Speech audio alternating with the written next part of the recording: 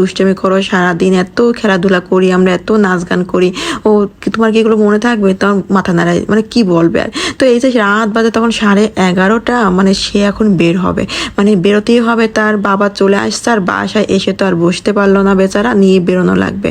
এই যে বেরোই পড়লো, একদম ঘুরবে। আর ঢাকাতে যে পরিমাণ বন্যা হলো, মানে বৃষ্টি হলো আর কি, রাস্তাঘাট তো ফুল একদম পানিতে ভরা।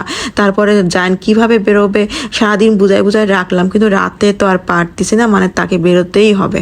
পরে এই যে বেরোই পড়লাম একটু, কিন্তু বাইরে দেখলাম যে যতই পানি থাকুক মানুষ তো আর ছাড়ে না সুযোগ, মানে মানুষ তো ঘুরবেই, তার সাথে সাথে ছেলে মেয়ে যারা প্রেম প্রীত করে তারা তো ঝোপে ঝাপে বসে আছে, মানে এত অন্ধকারের ভিতরে, মানে ওই সব জায়গায় বসে ওরা ফুচকা খায়, মানে আমার দেখেই তো কেমন লাগলো।